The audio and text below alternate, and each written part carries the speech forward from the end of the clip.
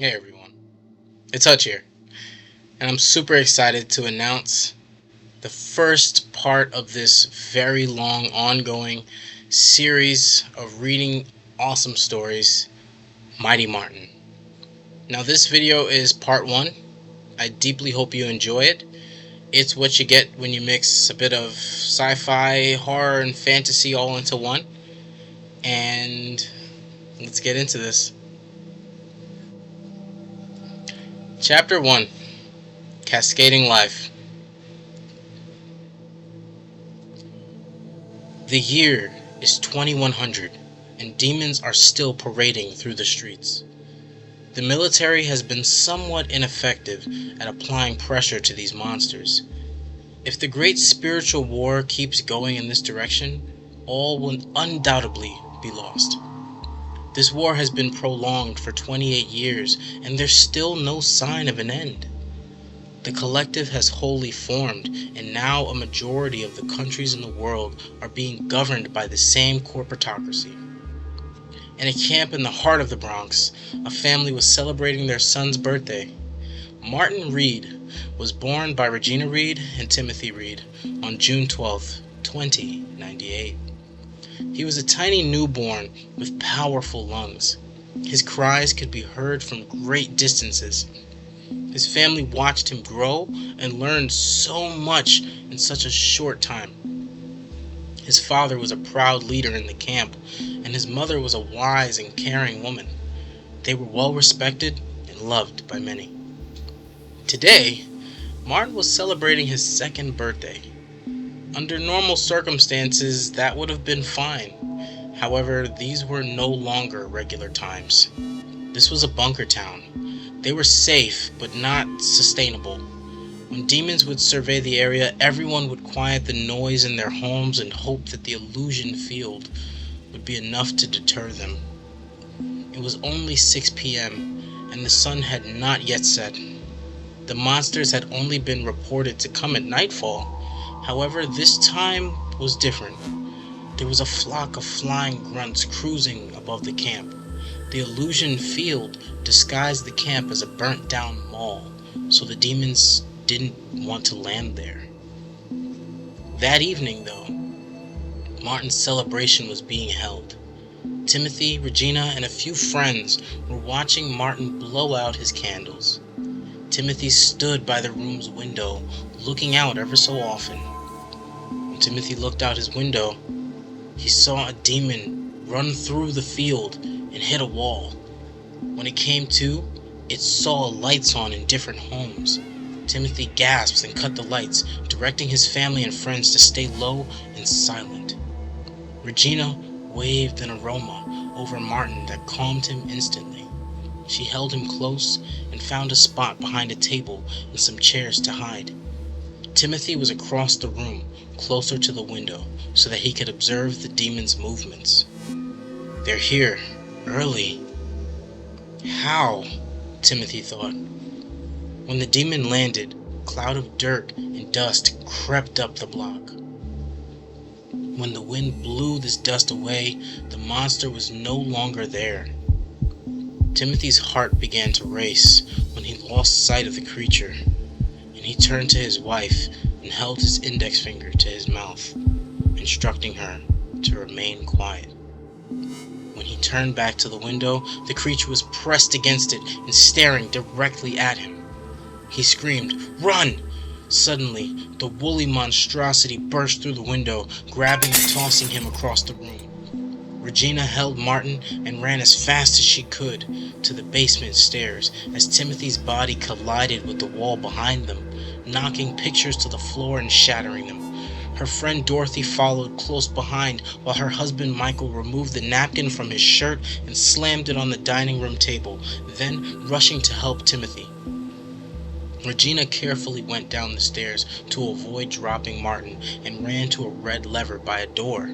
When she pulled it, a hidden door just opened, and it showcased this dimly lit tunnel. She and Dorothy ran through the tunnel, ringing the alarms as they passed other people's homes, alerting them of the ongoing attack. Meanwhile, Timothy and Michael were face to face with a vicious beast. It was slashing and whipping its tail at them violently. Timothy dodged and rolled across the room to a table. Michael ran at the beast and began to punch it. Right hook, left straight, right uppercut, left hook. While he distracted it, Timothy opened a table drawer and pulled out a rifle. The gun had a canister on its side that was filled with a green liquid. The liquid had a slight luminescence and bubbled violently inside the canister as he slightly pulled the trigger. Suddenly, he heard a loud crash and a scream. Timothy gripped the handle and took a deep breath, aimed the gun over the table. He surveyed the area where he last saw the monster, but there was nothing. He stood up slowly and walked toward the place, scanning the room with his gun ready. He stopped, dead in his tracks, when he saw Michael with a large wound across his chest and abdomen. He bent down to help his friend, but Michael pushed his hand away and motioned for Timothy to protect the others. Timothy nodded, and when he reached the window that the monster crashed through, he saw people inside the town running in fear. The camp had been found, and now the demons were rampaging. Timothy quickly went toward the basement door to check on his wife, but he heard a low snarl before he could open the door. He quickly whipped around and saw the beast gritting its teeth and preparing to pounce. He aimed the gun and blasted it when it lunged toward him. The energy beam from the rifle was plasma-based and made a loud, crackling sound as it came into contact with the behemoth. In the glimpse of an eye, the creature burst into flames and disintegrated. After defeating the grunt, Timothy opened the door to see if his family had escaped. He noticed that the red lever was effectively pulled, meaning they were safely traversing through the tunnels. He sighed with relief and rushed to Michael's aid. He was brought to his knees when he arrived at his friend's side again. Michael had lost too much blood, and his soul had moved on. Tim closed his friend's eyes and placed his hand on his chest for a moment. Then he held his head down, closed his eyes, and began whispering words in a rhythmic fashion.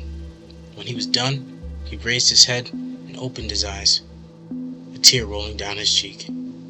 Angrily, Timothy decided to head outside and help other families now that his family was safe. When he left his home, he saw people running frantically through the streets. Monsters were crashing into them and flinging them into buildings and cars. The people would not stand a chance at this rate. Timothy knew he needed to do something to distract them. He grabbed a piece of wood and covered it in gasoline leaking from an old, badly damaged car. He placed it in his rifle's muzzle and lightly squeezed the trigger, priming the gun. The heat from the primed rifle caused a spark and ignited the fluid, causing the plank to catch fire. Timothy waved the burning wood plank back and forth and screamed to the beasts to get the beast's attention. Eventually, they all noticed this frantic showing and chased after him, leaving behind the people they were terrorizing. Timothy said, "Yeah, that's it, you filthy behemoths. Keep on following me." He ran away from everyone else and led the monsters toward a building with large cables running into them. They had to be at least a foot in diameter. He ran into the building, then through the lobby and up the stairs to the second floor. He tossed the fiery club toward the first floor and watched the monsters crash into the windows, shattering them. They scurried through the lobby, slipping on marble floors and bumping into one another.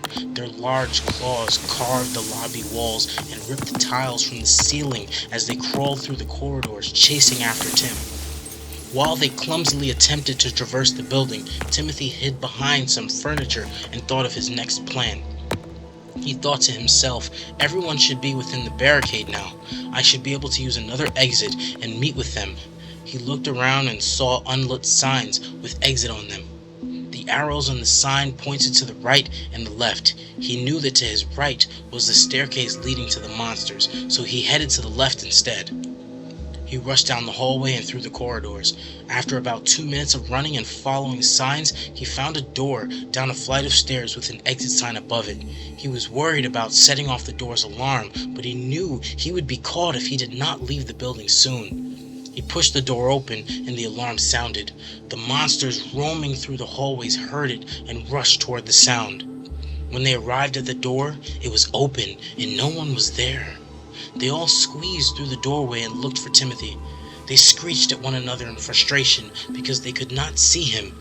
When they were completely outside, he came from under the staircase and closed the door, locking them out. Ha!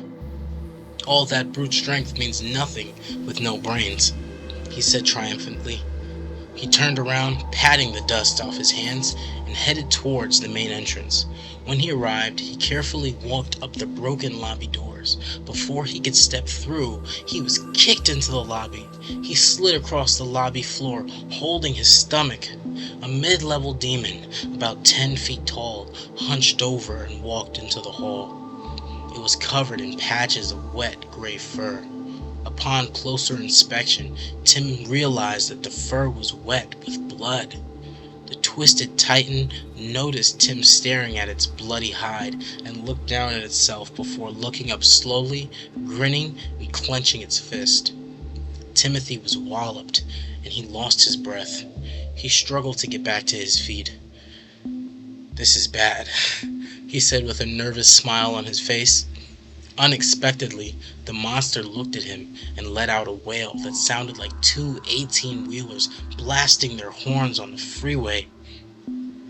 "This is really bad," he said with a slightly less reassuring smile. Meanwhile, Regina, Dorothy, and many others from the camp huddled in the barricade. There was a small screen that a guard was holding. It showed what was happening on the street. Regina said to the guard, "Sir, may I please take a look?" The guard handed over the screen and said, "There's nothing out there. The last time this happened, the streets were covered with those things. I wonder where they are." Regina looked down at baby Martin and closed her eyes in pain. She worried about her husband because she knew he would likely do something stupid. A long tear flowed from her eye as she rocked Martin gently in her arms. "That foolish man, he should be here, but instead he's out there trying to be a hero. He better make it back here, or I will kill him myself," she said, while holding back tears. Dorothy comforted her and said, "It will be okay. He's with Mike. They'll protect one another." While everyone waited in fear, Timothy battled for his life. He still had his rifle, but the beast had much thicker skin than anticipated. He tried his hardest to find a weak spot, but the monster covered himself or dodged whenever he saw an opening. Timothy was running out of fluid and stamina. He knew he needed to do something big, or he would not make it home this time. As he was wiping sweat from his forehead, he saw in his rifle's reflection that a light was coming from the room behind him. He looked and he saw it. The generator! That's my chance, Timothy thought. He ran towards the generator room and leapt over debris left from his fight. The monster tried to intercept him by throwing a large chunk of cement at him. Timothy dodged it and the concrete block broke down the door. "Thanks," he said snidely. The monster roared and ran toward Tim. He knew that he needed to act quickly. While he prepared to execute his plan, the frenzied creatures burst into the building once more. They rushed through the hallways toward the fight. Timothy heard this and knew that he needed to hurry. He grabbed his last canister and loaded it into the rifle. He squeezed the trigger gently, priming the weapon like before, but instead of firing it or letting it cool, he continued to prime it. It began to heat up quickly, and the canister began to bubble more violently than before. The canister glowed brighter and brighter. Seeing this, Timmy let go of the trigger and watched as the canister burned. He knew it was ready. The monster swiped at him, so he dropped to the floor while flinging the rifle toward the generator. The rifle landed on the generator and fell into one of its crevices. Timothy kicked the monster in the shin as hard as he could, making it stumble slightly. Then he ran toward it and shoved it with his shoulder. It felt like he was breaking down a steel door with his body. He cried and leapt into the air, simultaneously kicking the monster with both feet. It finally fell over into the room. In the perfect moment, the demonic brutes all collided in the generator room, looking for Tim, but he was gone. Timothy took his chance to escape. He ran out of the lobby as the generator exploded and the shockwave sent him flying into the street. The explosion on the ground floor caused the upper floors to cascade. When Timothy stood up, he winced in pain. There was a large piece of glass deep in his side. He could not walk well anymore because of the damage from the fall. He limped toward the barricade entrance while holding his wound. Burning feathers and bits of flesh landed on the street around him as he limped toward the barricade. Unfortunately, he was losing blood quickly, and he could no longer stand when he reached it. When he collapsed in front of the barricade, Regina saw him on the monitor and pushed past everyone to get to the door. Regina ran to him and fell to her knees beside him. Everyone followed and left the stronghold, meeting her outside. She held Martin closely and turned his gaze away from his injured father. "Tim, you're hurt," she said. The tears began to form in the corners of her eyes. "It's just a scratch, love," he said with a bloody grin. She knew he was lying. To keep her calm, she started to cry even harder and held his hand. It was cold. His skin began losing its vibrance, and he said to his wife, "Gina, let me see my boy one last time." She held Martin close to Timothy, and Martin smiled. He grabbed his father's finger. "Son, I'm so sorry I won't be able to make it to cut the cake tonight. You'll have to enjoy it without me. But listen, you'll have your mom, and that's the biggest blessing." He coughed, and blood flew onto his shirt. "Don't grow up with hate in your heart like I did. Learn to love and be loved by others, and I promise that your life will be filled with joy." Martin looked at his father, not understanding what his father was saying, but feeling the impact of his words. Martin was only a toddler, but his perception was unlike any of the other children in the camp. Suddenly, Dorothy rushed to the crowd and saw Timothy bleeding profusely. She didn't see Michael and instantly knew what that meant. She became weak, and others around her held her while she cried out for her husband. Glossy-eyed, Timothy looked at Dorothy and briefly closed his eyes in pain. Tears came down from his eyes, and he continued to speak to Martin. He ripped the necklace from his neck and placed it in Martin's hands. It was holding a ring. Timothy took one last breath and said, "I will always be with you, my son. I love you." Before fading away, Regina saw the light leave Timothy's eyes and pulled Martin toward her. She wrapped him in her arms and cried silently.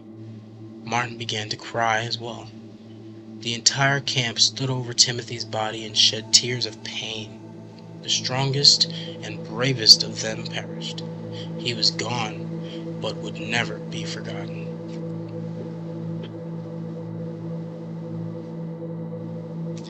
And that was part 1 of Mighty Martin. I hope that you guys enjoyed it.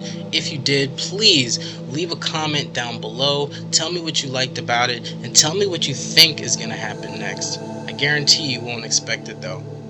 Anyways, I really appreciate you guys for coming, watching this video, and there will be many more. I'm going to be posting videos like this every Wednesday. Some of them are going to be stories that I've written, others are going to be stories that people that I know have written, and some are going to be stories that you guys can actually submit to me if you want to. I'd greatly appreciate it. It'll keep the content flowing. Anyways, until next time, don't forget to like, subscribe, and share to everybody you know. Catch you later.